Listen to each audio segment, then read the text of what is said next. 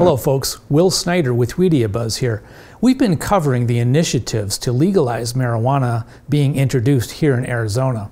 Last week we spoke with Jason Madar, chairman of the Arizonans for Responsible Legislation, and earlier today we were fortunate enough to speak with the Marijuana Policy Project sponsored Regulate Marijuana Like Alcohol campaign chairman, J.P. Holyoak.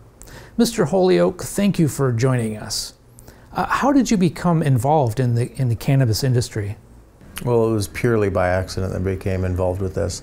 It was a personal situation in my life. I've got a 6-year-old daughter that's a special needs child, and she was having seizures. She was having seizures every day. She was having, anywhere from 25 to 35 seizures a day. We were on the pharmaceutical merry-go-round, trying drug after drug. None of the drugs worked particularly well. They all had horrible side effects. And it was about this time that Arizona's medical marijuana law passed. And at the time, frankly, I was an anti-marijuana person. But I was a desperate parent also, and I saw this law was coming into effect in Arizona. One of the qualifying conditions was for seizures. So I started doing some research and some homework on it and found that marijuana can be fantastic for seizure control. That's what introduced me to marijuana, and frankly it's worked beautifully with my daughter. My daughter has gone from dozens of seizures per day down to maybe less than 2 per month.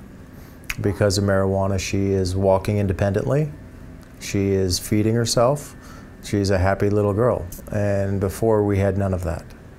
So in addition to managing money for individuals, you're now a dispensary owner as well, is that right? I do own a dispensary, but the dispensary is there to be able to serve my daughter and other people like her. There's an awful lot of them out there, and the product that we give my daughter today, we call it Reese's Piece.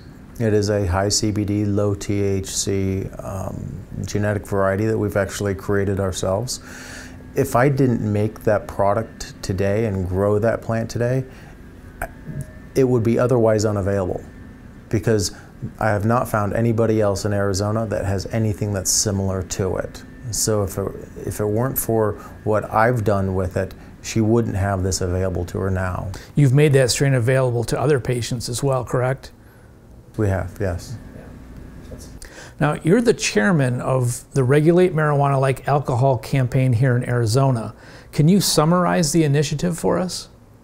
What this initiative really does is it creates a regulatory structure that allows for the legal sale of marijuana in the state of Arizona on a limited basis. And then it takes the proceeds, or the surtax that goes along with that, and directs that to public education and health care. Right now there are around 85 operating dispensaries in Arizona. Does this initiative allow for more dispensaries to open around the state? The way this law is drafted, it creates a limited number of these retail operations. And the number is actually tied to the number of liquor licenses out there. So it is 1/10 of the number of Series 9 liquor licenses, which brings the number to approximately 150 dispensaries throughout the state.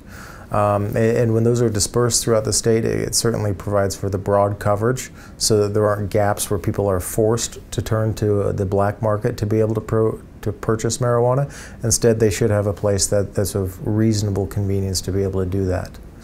This initiative directs taxes generated from the industry directly to education and health care, as opposed to letting legislators allocate them from a general budget. Can you speak to that a little bit? Well, the fact is that education is important to me personally, and it's important to the people that are backing this and supporting this.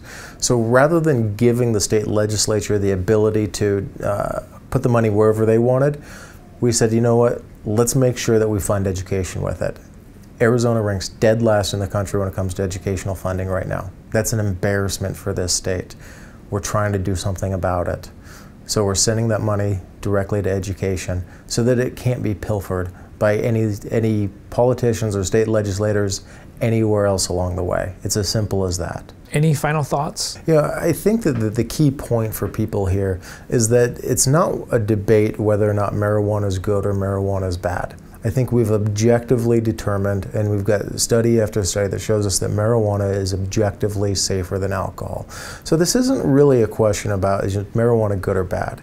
The question should really be, do we prefer to have taxed and regulated businesses with those tax proceeds benefiting public education and healthcare?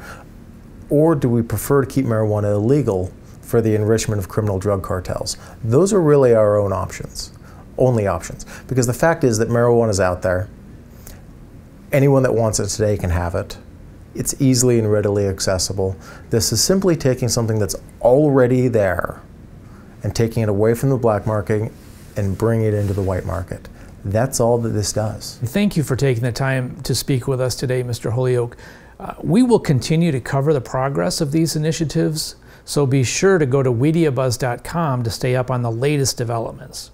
And if you have a story you'd like to see covered here at WeediaBuzz.com, let us know. We'd love to hear from you. I'd also like to thank all of you who engage with us on the site and on social media. The response has been overwhelming, and we really appreciate all of the feedback, the questions, and the comments you guys give us. And until next time, I'm Will Snyder. Thank you for joining us.